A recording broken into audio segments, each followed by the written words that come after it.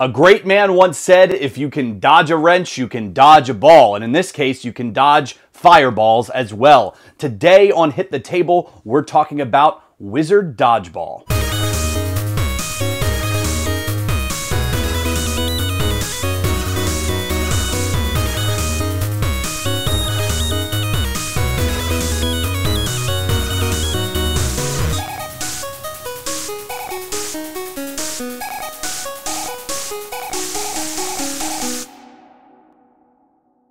Wizard Dodgeball is a game that's trying to be a part of two genres that you rarely hear together in the same sentence. It wants to be a casual tactical game. This makes it a unique challenge for first-time publisher Mind the Gap Studios, and I'm not quite sure it lives up to its goals. However, it is a pretty interesting gateway game that combines sports and magic into a package we haven't really seen before.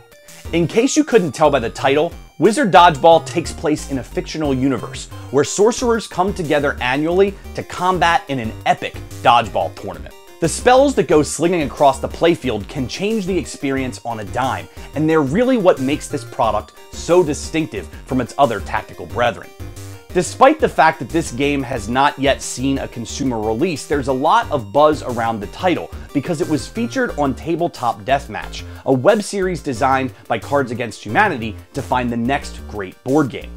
It was also a part of the inaugural tabletop section of the Indie Mega Booth at PAX East 2014, which garnered it a lot of attention. It was one of only 10 games to have that honor. And beyond all of that, Wizard Dodgeball has been around for almost 2 years as a print and play version that you can find at Mind the Gap's website. What's great about this is it means that you don't have to take my word for the review. You can go and play this game at a relatively low monetary cost for yourself. All you'll really have to do is pay for paper and ink and decide whether or not it's something you'd like to maybe spend more time and money on when the final version is released. It's important to note that the version of the game that we're going to be reviewing is a prototype and could likely be changed by the time it's available in stores. There's currently a Kickstarter going on for the product that hopefully would lead to some increased production values and make everything in a little bit more of a shiny package that's more visually appealing. But before we dig too deeply into my feelings about the game, let's take a look at the components and the gameplay so you can get an idea of what your average game of Wizard Dodgeball would be like. So first up we have our wizard cards, and at the beginning of each game, players get to choose 5 wizards to be on their team. They can do this in a number of different ways. They can simply draw 5 cards from the deck, or they can do it in a more traditional draft style, in which they lay out 10 cards on the table, and each player gets to choose one before replacing it with another card in the deck. These cards are pretty well designed, if a little bit minimalist. It might have been nice to have some sort of picture or other information or just like a little quote about the character that you're playing to make them feel a little bit more individual. But you do have some pretty cool stuff on here. The cardstock itself is nice and thick. It feels very good in the hand. You have the player's number, which you use as an indicator on the playing field to figure out where they are. You also have these pretty entertaining little names like Rusty Flashbang and Archibald Von Sassy Pants and Gertie Hurdy. They're pretty fun to flip through, and I do think there is a little bit of imagination going on here with the names, and that's pretty cool. You also have your general stats, and instead of giving you numbers, these determine which dice you throw when you're in the middle of either making an attack with the dodgeball, trying to get out of the way of the dodgeball, how far you can move on the court. You have your casting magic ability, which is pretty important in this game, and you also have your resistance to certain spells. Another important feature is your magic number, because what happens is when you have all 5 of your players ready and selected, you add together their magic total. So if we were doing the top 5 cards on this deck, we'd have 1 magic from Rusty Flashbang, we'd have, then we'd go up to 4 with Flick Stumbleton, we'd go up to 6 with Miguel Dasher Dodge, so you kind of get the idea. That's a pretty important part of the game because it determines how many spells you can choose in the next stage of the setup. And these are the spell cards I was just discussing, and they're an incredibly important part of the game, not just because they add a lot of the flavor and texture that makes it feel so unique, but because they really have the power to swing the game in your favor at very critical moments. If your opponent has more spell powers than you do, you could be at a severe disadvantage. These spells have the potential to be incredibly powerful. In fact, sometimes they feel a little overpowered, but that's still where a lot of the fun from this game comes from. For example, you could freeze your opponent in place, which would keep them from moving, or throwing the ball, or dodging when you throw at them. But then they could turn around and dispel the freeze, allowing them to get rid of any magical effects that are plaguing them. You could then have another player teleport in front of them and grab the ball. There's a lot of cool mixing and matching that you can do here, and I really like a lot of what they're trying to go for with the spells. I also mentioned that the wizard's stats are not determined by modifiers, but by dice, and here are those dice. Each one of the different colors adds up to a different total and has a different minimum. So you could be better or worse depending on the dice that you throw.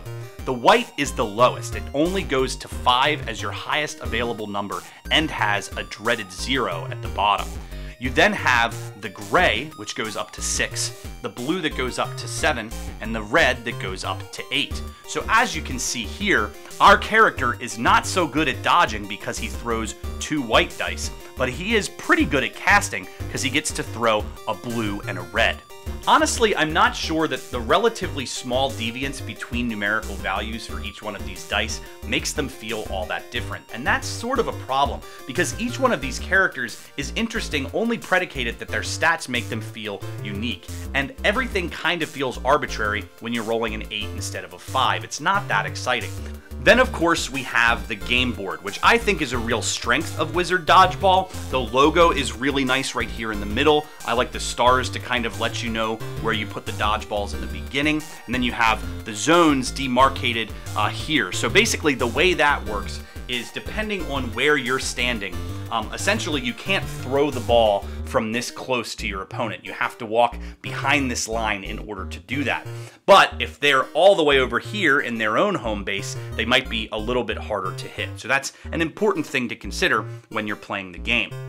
One feature I do wish they would have included, whether that be through spells or some sort of optional rules, is the ability to change the terrain of the field, because ultimately, even though this is a relatively small board, it's also really wide open. There's not a lot of obstacles in your way besides other players possibly being in your line of sight. I think that could have added a little bit more dynamics to the game. It could have made it a little bit more exciting if I had some sort of like pillar popping up in the middle of the field. I think that could have been a little bit cool, but at the same time, I understand that this is trying to be pretty simple in its approach, and it certainly accomplishes that. Each one of these tokens denotates the player that you're looking at on the field, and normally you'd have 5 sitting here at the very beginning, but I want to give you a quick and concise look at the gameplay so you kind of have an idea of what you're getting into.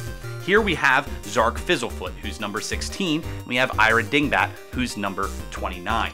During each round, you can take 2 of any of these 3 actions. You can move, so Zark could move 3. He could then choose to throw or pass the ball, or cast a spell. You can combine these in any way, so he could move twice if he wants. He could throw a ball and then cast a spell. There's a lot of different combinations you can put together. So let's speed forward and say that number 16 has grabbed the ball, which you can always do as a free action, as long as you're adjacent to it, and then move back behind the line so that he can throw. And number 29 is moving along here to try to get a ball for himself. So, number 69 wants to throw the ball at number 29. This version of Dodgeball is just like our own. If you throw the ball and hit the player, they are eliminated. The goal is to get rid of as many players as you can from the opponent's team. However, if they manage to catch the ball, then you are eliminated. And the way you do that in this game is that you roll 2 of the same number. So if number 29 rolled 2 8s, that means he would catch the ball and number 16 would be eliminated. So let's take a look at how this would work in action. Number 16's attack is going to be a gray and a blue. So he'll roll that and get a 7. Number 29's dodge is 2 blue dice. So he'll go ahead and roll 2 blue dice and make it a 10. So what that means is that, of course, number 29 has successfully managed to dodge. So the ball goes to his side of the court, and he can then move adjacent to where it lands. Spells really change how all of this works, but this is really the basic rules of the game. You You simply want to hurl the ball and hope that you can manage to take out one of the other players on the other side.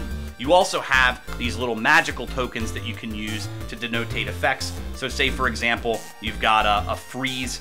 So if this player was frozen, you'd go ahead and put that on top of him to let you know that he can't move or pick up this ball. Ultimately, Wizard Dodgeball is not a game that was made for my demographic. Even though I'm not a huge tactical gamer, I have spent a lot of my time playing X-Wing miniatures and HeroClix, and I know what it's like to play a more simple, streamlined war game that still manages to convey depth. Unfortunately, this game just doesn't have that kind of depth that I prefer, but there's still a lot of folks out there who could really appreciate and benefit from a more simple experience like this one.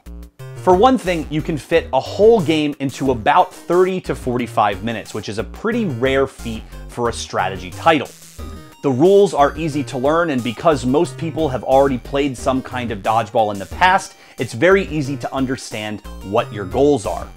I do wish that there was a bit more attention to detail in Wizard's Dodgeball. I do really love the logo, and I like the story that they give you at the beginning of the book. It kind of goes into the history of the league and why these wizards meet to play. But at the same time, I do feel like it could really benefit from some sort of images on the cards or some kind of miniatures to play with. The whole thing kind of feels a little plain. It's very well designed, it's nice to look at, but there's nothing really engaging that makes the game come alive for the player. However, I am willing to forgive some of these flaws because it is a prototype that I was working with, and if the game is funded to completion, I do expect that there will be some visual flourishes that we'll see here and there that'll make it more interesting. But at the same time, it's the gameplay that a board game lives or dies by, and I do wonder, depending on your experience level, how it comes out. I played this game with two different people to gauge how they felt based on this factor. The first was a friend of mine who is a veteran board gamer. He's played a lot of Euros, a lot of Ameritrash, he's tried a lot of different things that are out there. And ultimately, he was pretty bored by Wizard Dodgeball. By about halfway through, I could really feel it coming off of him. He had really gotten completely disinterested. It wasn't deep enough for him. It didn't have the kinds of mechanics that he really enjoyed. And like I said earlier, some of the dice rolling feels pretty arbitrary. It doesn't feel all that important. And we both kind of discussed how it almost would feel better if each one of the players had a specific characteristic that only they could use, that the draft would feel a little bit more significant at the beginning of the game. So maybe each wizard should have a spell that only he can use and others can't. I'm not quite sure how to go about balancing this problem, but it's one that he kept bringing back over and over again as we finally got through the game. The second player was more of a casual gamer, someone who plays at parties, who does it on the side, but doesn't consider it to be their primary hobby. They really had a lot of fun with this game, and they even compared it to something like Quidditch from Harry Potter. It's got this kind of cool magical sports element to it, and they had a lot of fun. It wasn't completely riveting for them. It wasn't a life-changing experience like maybe a Ticket to Ride or Pandemic would be. This isn't a great gateway game for board games in general. It's not going to addict you immediately. But at the same time, it was kind of a cool introduction to the wargaming genre that you wouldn't see elsewhere, and they did have an awful lot of fun. My opinion rides somewhere in the middle. I don't think that Wizard Dodgeball accomplishes everything that it's trying to do in the beginning. In its effort to retain simplicity, it becomes kind of dull, and it's not something that I can see getting a lot of play at my table. But at the same time, I can see where the appeal is. There's a lot of people who are going to come to this with fresh eyes, who have never played this kind of game before, and that might find it to be more interesting than I do. Still, this is not a game that I expect to pull out of the box too often. If I wanted to introduce to a friend to this genre, I'd probably give them something like X-Wing that's a bit more engaging to the senses. At the same time, I do think it's worthy of a look. You can check out their Kickstarter page. I've put all the information down below in the description bar. I think it's also a good idea to maybe check out the print and play version of the game so you can get a feel for it yourself. But as it stands, I can't say that Wizard Dodgeball is a game that's grabbed me in any way. It's really not a horrible game, but it's not a great game either. It's running right along the middle, just like my opinion of it. And so for that very reason, we're going to give it a 6 out of 10.